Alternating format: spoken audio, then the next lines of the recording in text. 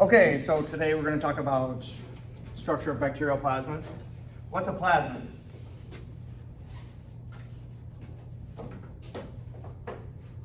Circular DNA. Okay, that's important. So it's circular. Okay. How is it different from a chromosome? Is it not the complete genome of some? Yeah, it's definitely not the complete genome. So you're saying it's smaller or a subcomponent of the genome? Yeah. Okay, so how small is it? Okay, so a bacterial genome, a very small bacterial genome is probably like 1.2 million base pairs. That's a very small bacterial genome. A plasmid is probably 3,000 to 10,000 base pairs. Okay, so much smaller. It's a tiny closed circular loop of DNA. Okay, and on plasmids are often really interesting genes. Okay, so it's a little. Just think of it as like a little tiny mini chromosome. Okay.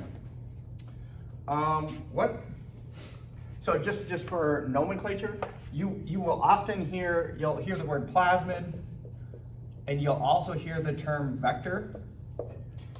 In synthetic biology, microbiology, biotechnology, you'll see these terms a lot, and oftentimes they're synonymous. So oftentimes when people refer to a vector, they actually mean a plasmid.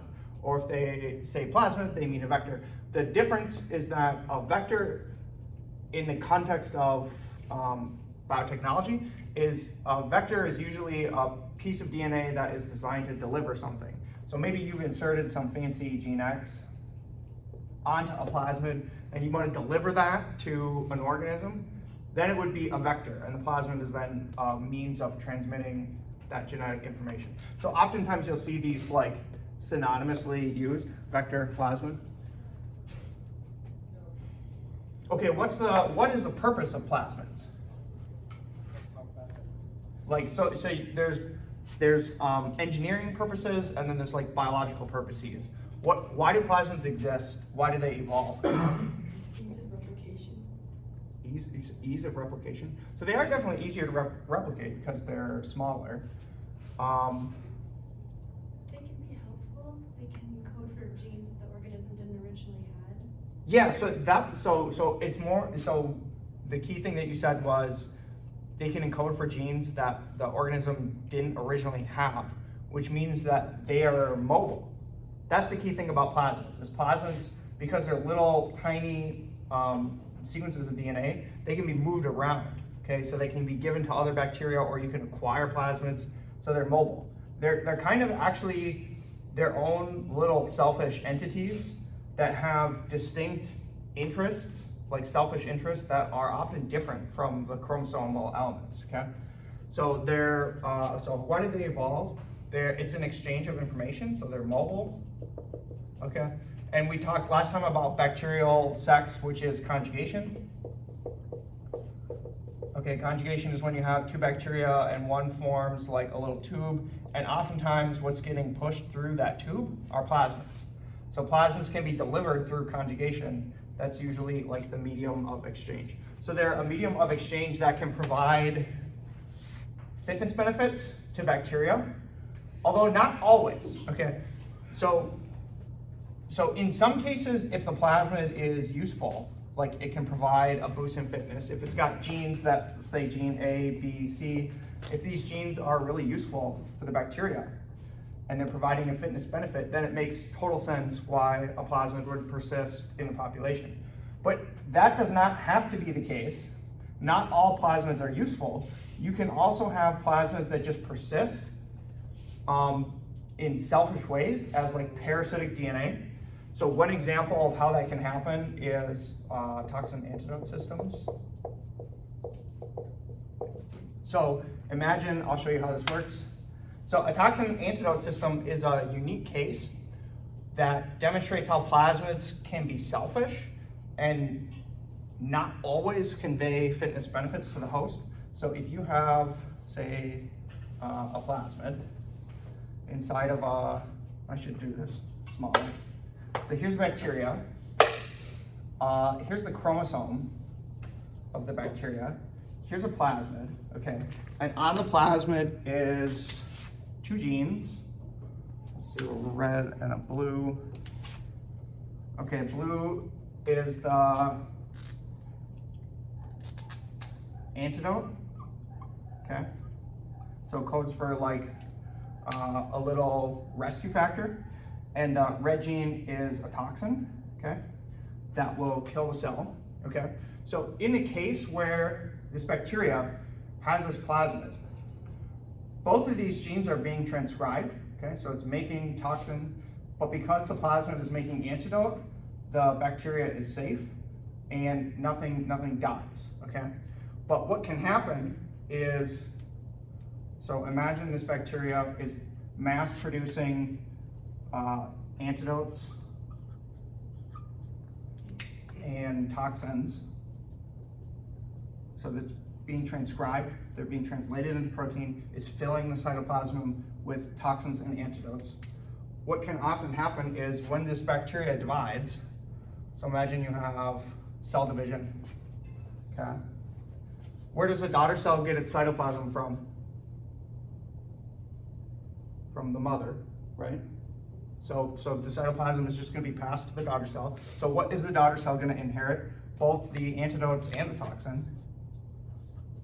So the daughter cell will inherit antidotes and toxins, okay?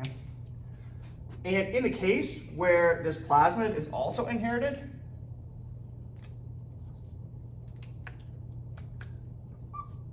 the cell can divide, nothing happens. It just keeps the plasmid. In the case where it inherits the plasmid, it'll stay.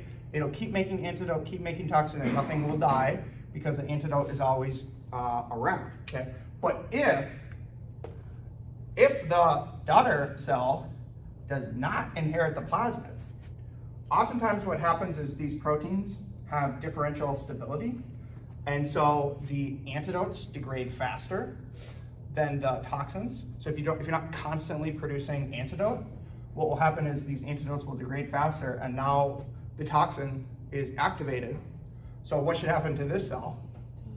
This cell will die. Okay, so now what you have just realized is that this is like a selective system that will kill any bacteria that does not inherit the plasmid.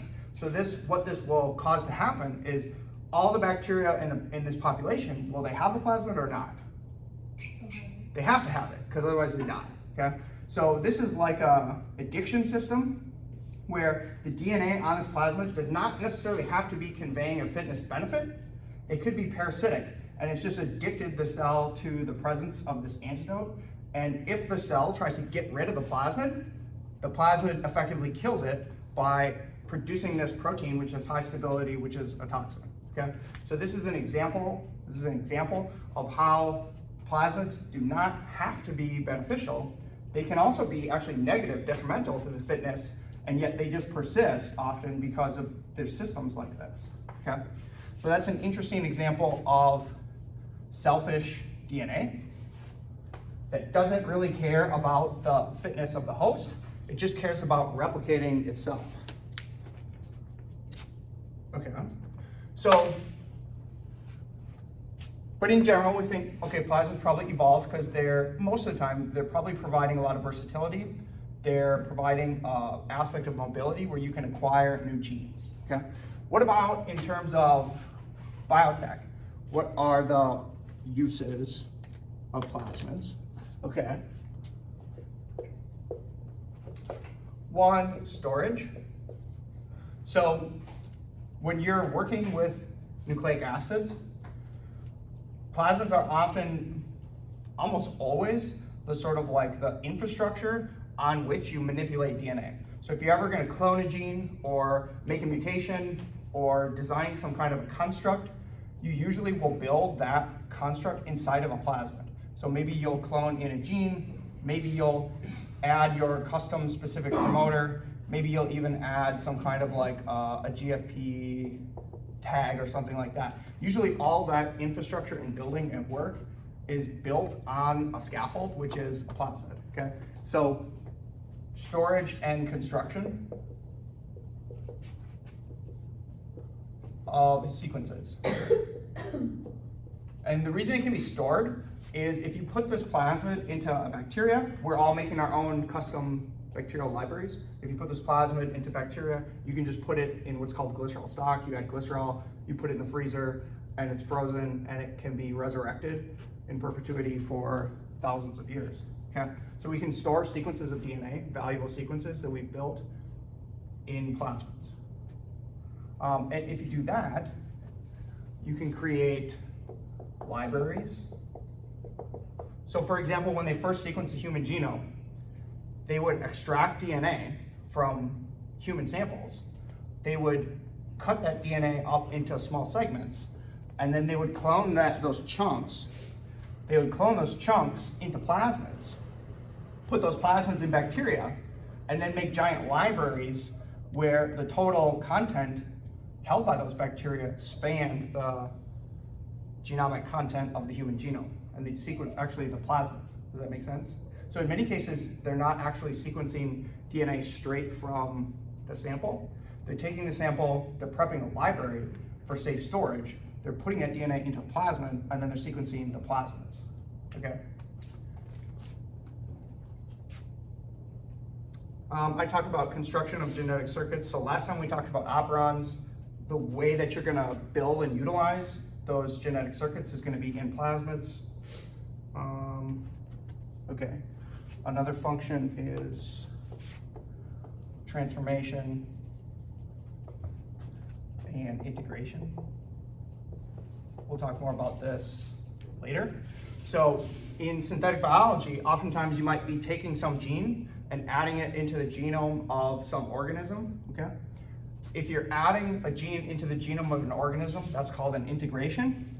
Usually, or many times, plasmids are the vector under which you're causing an integration. So for example, if you do some kind of recombination, if you have a chromosome of some organism, maybe like Drosophila, to insert a gene into the Drosophila genome, oftentimes you'll build a plasmid that has some gene X, okay? And then you can then instigate recombinations from your plasmid into the chromosome, which yields a chromosome that now has your gene X on the chromosome, okay? So it's like a substrate of delivery, the vector, under which you deliver the gene to actually get integrated into the genome. We'll talk more about that later. Okay, what's transformation? So that's integration, but what's transformation? So integration is how you add recombinant DNA to some animal. What's transformation? Transformation is typically how you're adding recombinant DNA. So recombinant means you've taken a gene from somewhere else, you're putting it in a new context. That's what recombinant means. Transformation is the process by which you're adding recombinant DNA to a cell. So like if you want to make a GMO bacteria, you're doing a transformation. You're giving them a plasmid, so transformation is them acquiring the plasmid. Whereas if you're giving DNA to an animal, usually that involves giving them plasmid that then integrates onto the chromosomes. So there's kind of different processes for transforming single cells or bacteria versus transforming or making transgenic animals. Does that make sense? That are multicellular. Okay, plasmids are used in all these. If you can't work with plasmids, you can't do any of this. Okay, so these are uses of plasmids in biotech. Language. Okay, so backbone. So if you hear the word backbone, that's common language for if you have a plasmid, say plasmid X, and you have some transgenic insert. Okay, the backbone is the sequence of DNA that constructs the plasmid. So oftentimes somebody might say like, oh, well, what backbone are you in? What backbone are you inserting that gene into? That means what's the actual plasmid? The name, plasmids have names, we'll talk about. That's what the backbone means. Gateway plasmid.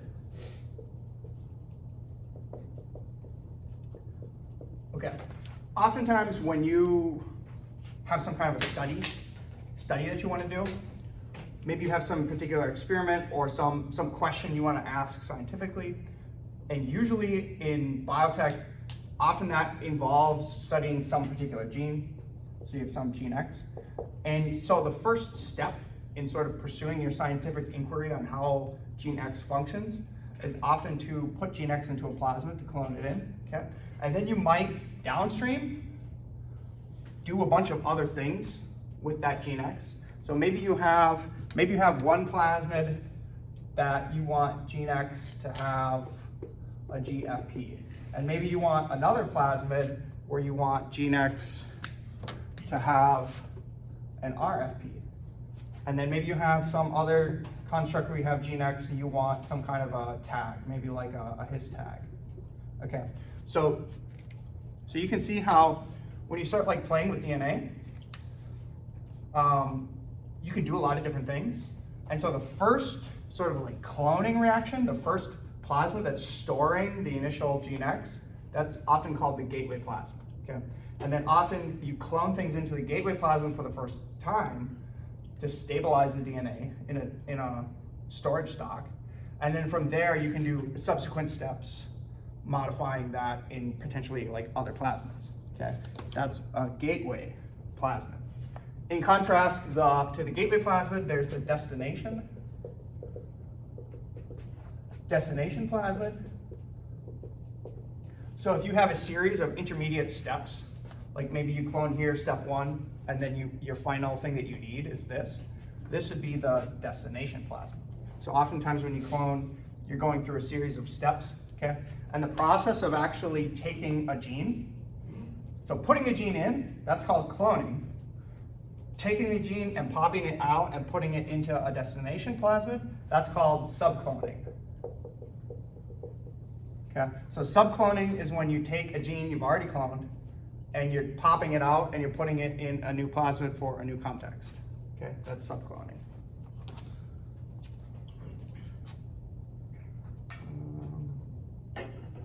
One more of these.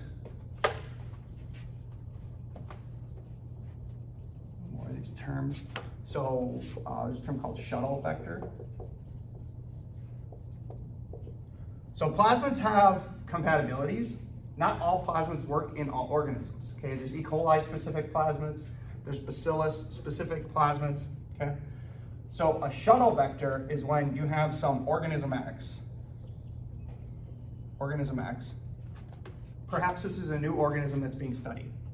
And oftentimes, you might not know what plasmids are compatible or will work in that organism X. So what people will do is they will look in organism X for an endogenous plasmid. So you have plasmid X from organism X, and then they can take that plasmid out, purify that, and modify that. That is what's called a shuttle vector. So a shuttle vector is where you go to the organism, you pull out an endogenous plasmid, you modify that plasmid, and you put it back in. So you're using it to shuttle genetic information into the organism. Are any questions about any of those terminologies? Okay, so let's talk about some very, very important enzymes, okay? So if you have a plasmid and you want to do some subcloning, so you want to pop this out, you want to put it into some destination plasmid Y. Does anybody know there's many different ways to do this, but the most simple, basic way to pop the gene X out? What kind of an enzyme would you need to pop a gene out? Yes, which is what? What kind of an enzyme is that? You're cleaving? Yeah, you're cleaving what? What are you cleaving? DNA. Yes. Okay, so you're cleaving a nucleic acid. So restriction enzyme is a type of nuclease. Okay, there's essentially like two different types of nucleases. There's exonucleases and there's endonucleases. We'll talk about both these in this class. Okay, exonucleases, they take DNA and they cut at the ends. So they'll cut on the 5' or the 3' ends in. So an exo is targeting the ends, whereas an endonuclease is targeting where?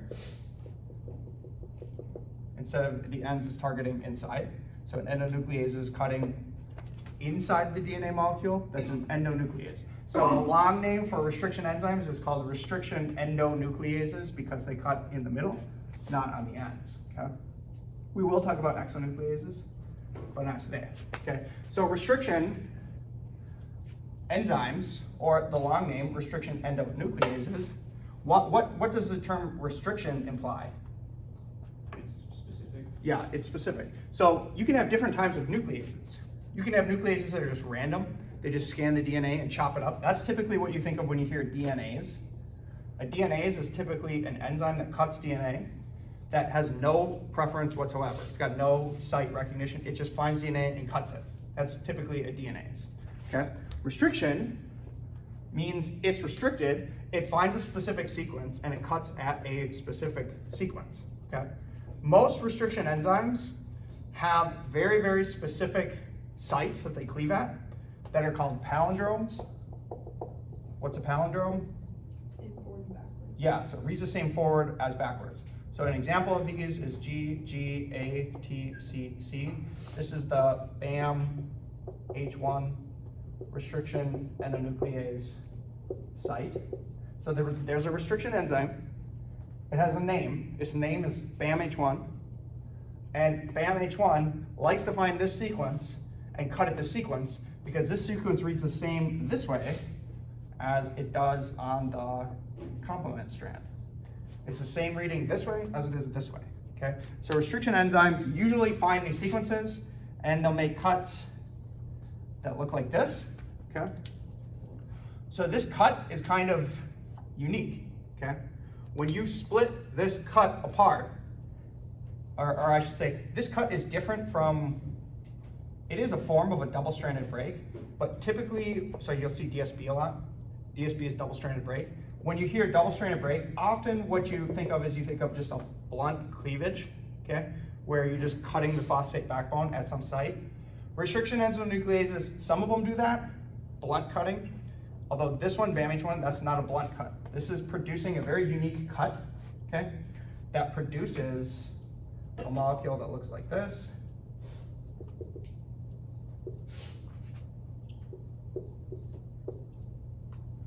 And on the other side, it looks like this. I'll give myself some more space. And why am I drawing this? Why is this like important? Like what's unique about this thing, this cut site after it's cut? What's exposed? Sticky ends. Yeah, these are sticky ends. So what's making it sticky? They want to bind to its complement strand. Yes, exactly. So tell me in the molecular level, what's actually making it sticky? What's looking for the binds? Not full valence shells. Yeah, I think you're thinking too much. Like of what atom? What's it called? The bond that's being exposed here. What's missing here? There's 3 here, 2 here, 2 here, 3 here. Yeah. So when this cuts, the hydrogen bonds are now released. Okay, they're exposed, and they are now looking for partner binding. Okay. So if I was to cut with this restriction enzyme, this can immediately come back and like self-anneal. It's not permanent. It's not permanently sort of broken apart because it's sticky. It can come back. But the phosphate backbone is effectively broken, so it can come together and anneal and break apart and come back and forth, etc. So you've created this sticky end where there's this affinity where this wants to come back to this. Okay. This is important because when you want to insert something in DNA, you can hijack this system. So if I wanted to insert something into a BAMHI site, all I need to do is create some kind of product, some kind of DNA product that has, on this side, it'd be G, A, T, C, C, G, and on this side it would be G, am I doing this right? C, C, T, A, G. If you created a construct like this. This could now, this would fit here, and this would fit here, okay? And so now you've produced a situation where you have cloned in whatever that sequence was at that cut site, okay? So restriction enzymes are very important because that's the easiest, most simple way to clone genes, is you can take a sequence, you can chop it with a restriction enzyme, you can chop the receptor plasmid with a restriction enzyme, and then you can get an insertion. Okay, so we might as well just like wrap it up. So if this is, let's say this is the gateway. Oftentimes, like cloning can be more complicated than this. This is the most simple way. But here's a gateway plasmid. Here's your destination. If you have a BAMH1 here, and let's say you had a BAMH1 here and here, you treat this with BAMH1, it'll cut that out. You treat this with BAMH1, it'll cut this and open it up, and then you can clone this in. While we're talking about this, in the context of agarose gels, we talked about how if you run a gel, let's say you run a gel of this plasmid, what should I see? So you take this plasmid, just native state, run it on a gel, agarose gel, what should I see? 3 different bands. 3 different bands. Okay, so let's see 3 different bands. Now let's do an experiment where we add BAMH1, take the same plasmid, add BAMH1.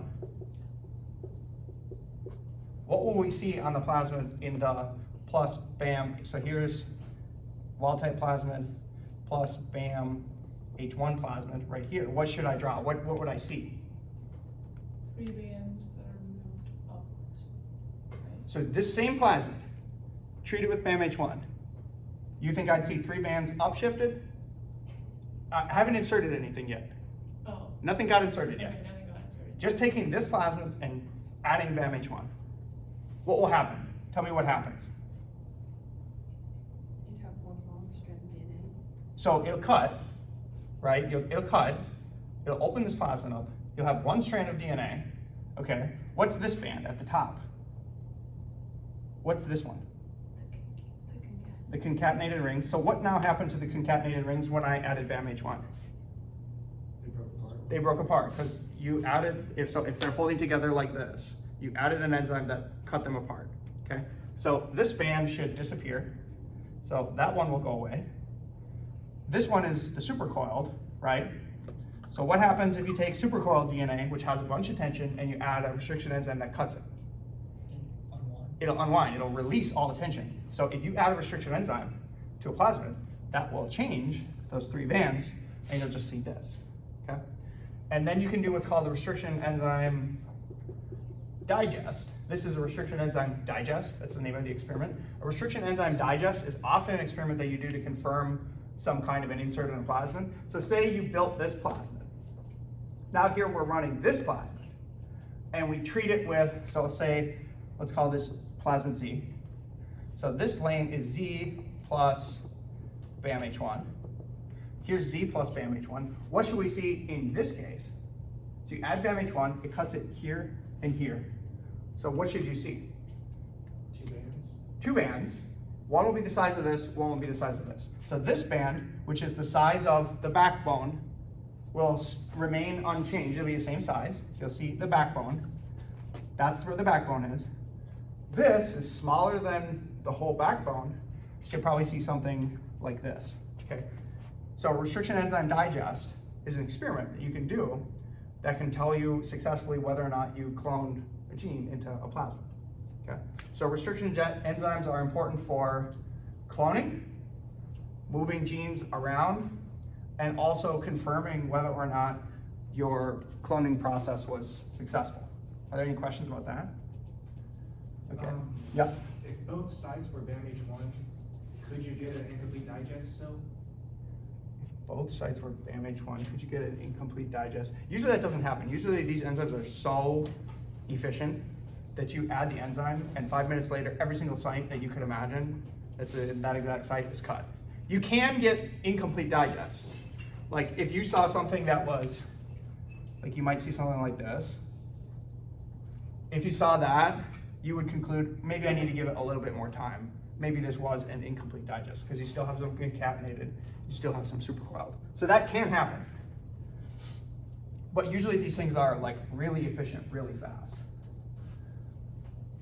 What was I gonna say? Oh, I was gonna talk about, how much time do I have? 20, okay, we got plenty of time. Okay, let's just briefly also, because restriction enzymes are super important, let's talk about where they come from. So where did the restriction enzymes evolve from? Does anybody have any ideas?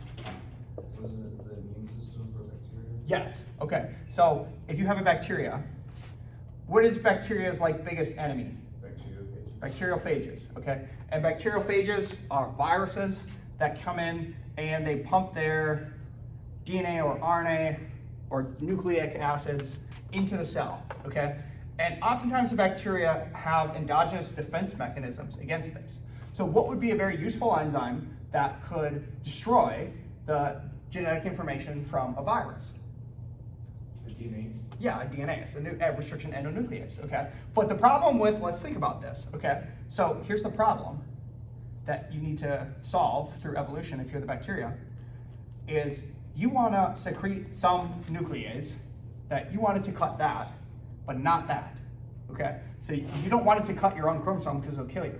So you need to evolve some kind of mechanism that targets this, but protects you, okay? So oftentimes, the mechanism that this evolved is bacteria will methylate their DNA. So they will put little groupings, covalent attachments, onto their DNA. And these restriction enzymes often will recognize the viral nucleic acids because they're not methylated. And so it knows, cut this, but don't cut this. So that's how restriction enzymes evolve. So typically, restriction enzymes, it's very similar to a toxin antidote system. They're usually connected with some methylase that's responsible for protecting the DNA, okay? So that's how they evolved. And the reason they work in cloning is because, well, that's an interesting question. Sorry, I'm thinking about that. I'm gonna skip this, but let's also talk about this enzyme, the unique enzyme called DPN1. Okay, so this was on the quiz. I apologize if I didn't talk about this early enough. DPN1 is a special restriction enzyme, okay, that we'll talk about later in the context of advanced sort of like PCR techniques. DPN1 is a restriction enzyme that cleaves methylated DNA. So it's like opposite. So just file this away like in your information, and we'll talk about this enzyme more later. Okay. Okay, so we've learned where restriction enzymes come from. We've learned how they function. Let's talk more about plasmids. Okay, so let's draw the basic elements of a plasmid. So on a plasmid, we have what's called an origin. What do you think the function of the origin is, or does anybody know? Where replication starts? Yes, okay, good. So the origin's function, the origin's function, that's entirely true, is that the origin causes replication to happen.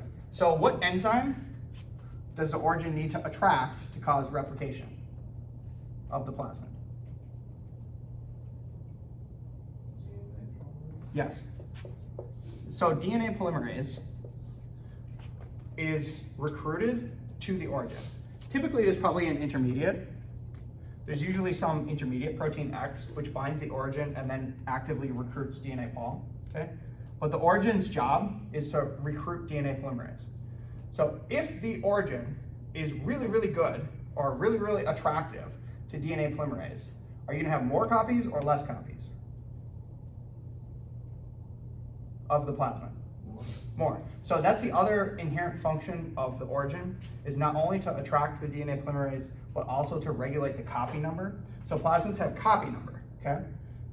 A high copy plasmid might have 600 copies per cell in E. coli. That's a high copy plasmid. So in a high copy plasmid, the origin is highly attractive to DNA polymerase. It's coming on here constantly, and it's constantly replicating to high copy numbers, okay? There are also low copy plasmids, which have 1 copy, or maybe 50 or less per cell. That's a low copy plasmid. That is all encoded in the origin. So an origin that has a site, a DNA sequence that's less attractive to DNA polymerase is going to be a lower copy origin. There's also what's called inducible origins. Inducible origins are where you have it at a low copy number and you can add some chemical reagent that causes it to then replicate, and then you can increase the copy number by a switch, okay? So that's the function of the origin. What other things are important on plasmids? Promoter. Yes, okay, so so usually yes, but not always. So if the plasmid is just for storage, there would not be a promoter. If the plasmid is for recombinant protein expression, so you want to actually like turn something on, then there would be a promoter. So oftentimes, yes, there are regulatory elements. Promoter, so then what would be upstream of the promoter? Gene, Before you add a gene, we just talked about how do you insert the gene. restriction site. Yeah, so here's what's called a multi-cloning site. The multi-cloning site is a repertoire of restriction enzyme sites. So this is an engineered sequence of DNA that encodes many restriction enzymes. So maybe on the 5' side, you have sequences for Jo1, and maybe you have a few others in between. And then maybe on the 3' side, you have a sequence for BAMHI. When you look at plasmid maps, and that's what I'm teaching you how to read, on the test I will put a plasmid map and I'll ask you questions about it. You find them at the multi-cloning site, you find a bunch of these lists of these weird names. Those are all restriction enzyme sites, okay? And by having the restriction enzyme site, it means that at this multi-cloning site, right there in the DNA is a GGATCC that the BAMHI can read. And further left, upstream, is a CTCGAG that the Jo1 can read, okay? These are just examples, okay? What else do we find on plasmids?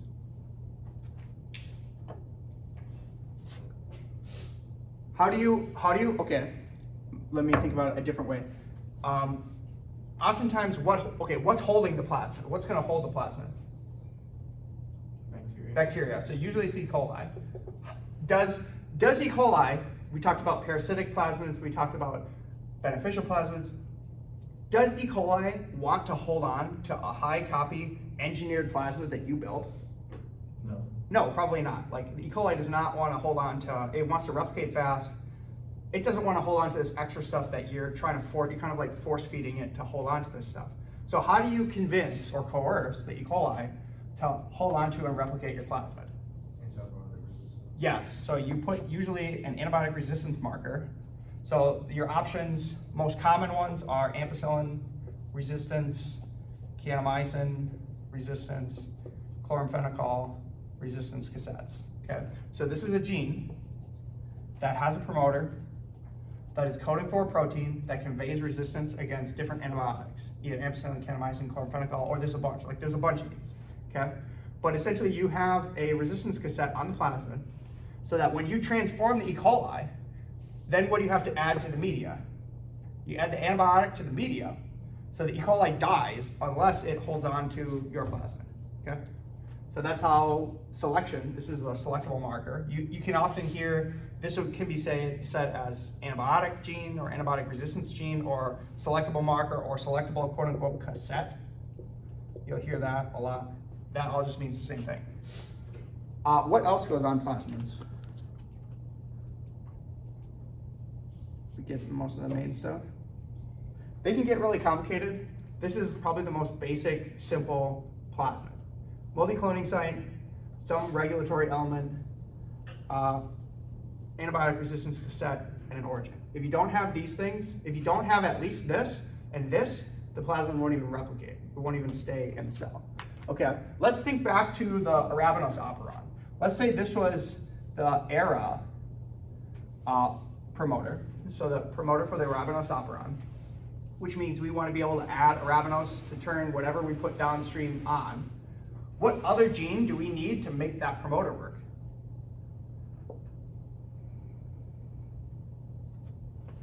So remember the arabinose operon was something that looked like this. And this one was a special protein. What did that one do?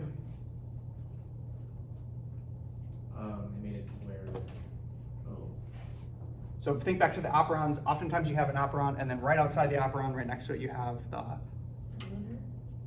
That's the promoter. What's this? Repressor?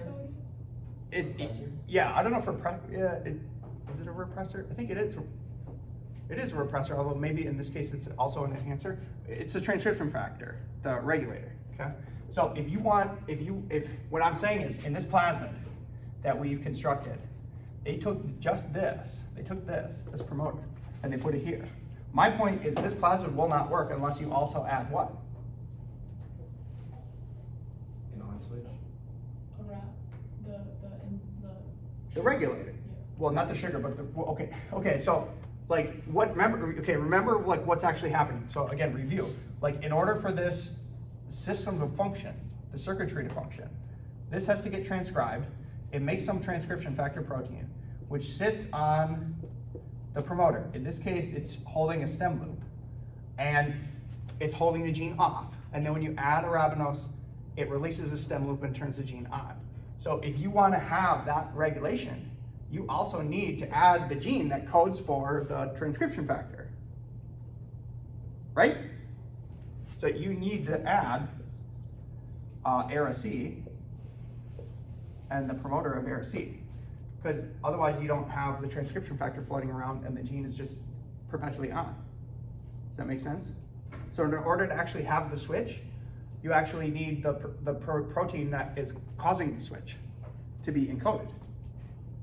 I feel like I'm getting some blank stares. Like, we understand that? Why'd you draw it going the other way? Because DNA is double-stranded and genes can go either this way or that way depending on what strand they're coded on. Does that make sense? So when you engineer an arabinose switch, Yeah. the transcription factor isn't something that's naturally occurring. Oh, that's an interesting question. It depends on if AraC was in the genome or not. Okay. So if E. coli, if the strain, we'll get into this later, there's lots of differences in strain genetics, okay? The strains of E. coli are very diverse, and there are some strains of E. coli that do not have AraC. So if you tried to express, you're right that if the natural E. coli that you were working with this in on its chromosome had AraC, this would probably still then work. You wouldn't have to add it on the plasmid. Okay. But if you were working with a strain that did not have that gene on its chromosome, which is common, you would have to have that gene on the plasmid itself. And typically when you build a plasmid, you want all the elements that are essential for the plasmid to function on the plasmid. So oftentimes in this case, they'll build in the regulatory elements that cause the promoter to work right into the plasmid. How much time do we have left? 7. Okay. So a very, very common thing that you need to do when you work with plasmids is you have to purify the plasmid. So in order to do a chemical reaction, to do a restriction digest or to clone a gene, you actually have to have a quantity of plasmid in a tube, okay? So there's what's called a mini prep. There's a Midi prep and a Maxi prep. These are like colloquial names of kits that people buy to do plasmid preps. So in general, to do a prep for a plasmid, okay, you're gonna set up a culture of probably LB, so some media. In the LB, you'll inoculate with some bacteria, and in that bacteria, each bacteria is holding a certain copy, hopefully high copy, of your plasmid. You'll let the bacteria grow, okay? And then in order to harvest the plasmid, there's a series of steps, and that's what these kits do. There's a series of steps where 1, you'll lyse the bacteria, and then 2, you'll purify the plasmid. So an old school way to purify plasmid was to do a quick ethanol precipitation.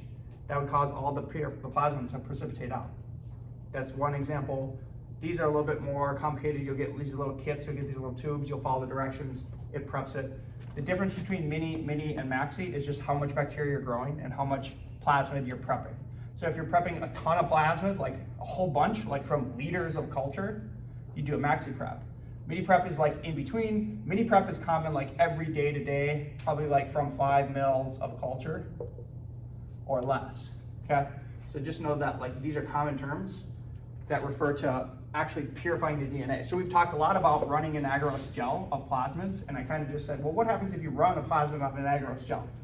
These are what you would do before to actually collect the plasmid to run on the gel, okay?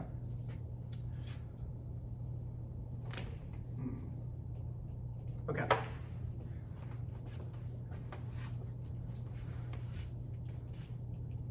Talked about restriction enzymes.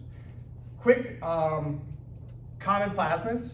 So there's what's called PET plasmids. We'll talk more about these later. These are recombinant protein expression plasmids. So you want to express a protein, you clone a gene into a PET plasmid. These typically run with IPTG in what's called the T7 lac operon. So they rely on the lac operon IPTG, but it's a little bit modified. We'll talk more about that later. But it's important to know the names of some important plasmids. PETs are one of them. There's also PBAD. PBAD is a plasmid with the arabinose, which we just drew. The plasmid that actually had drawn, that's pretty much the PBAD plasmid, okay? So let's talk about some nomenclature. If you saw PBAD His6, what would you conclude about the name of this plasmid? So these are plasmid names. P always stands for plasmid. Oftentimes the names are giving you helpful information about the plasmid. So BAD, the BAD actually refers to the arabinose system. So BAD conveys that it's the arabinose promoter. What does this convey? Has a his tag? Yeah, so if you had a plasmid that had the arabinose promoter with the AraC regulator, and right here, there's probably a start codon, ATG, and then there's probably a cat, which is codes for 6 histidines. And then right after that is a multi-cloning site. This is PBAD His6. So anything you clone in there, if you do it right, is adding his tag in front of whatever gene you clone in, okay? So my point here is just that the names of plasmids tells you often what's in the plasmid. Sometimes it's cryptic, sometimes it's hard to understand, but oftentimes you're getting helpful information. There's a plasmid called PBSK, which is blue script. This is a very, very common gateway small plasmid. So oftentimes if you just want to acquire a piece of DNA and you don't know exactly what you're going to do with it downstream, you could just pop it into P blue script. Those are the only ones that are worth mentioning. Are we done? How much time do we have? 2 minutes. 2 minutes, okay. So I'll just quick show you.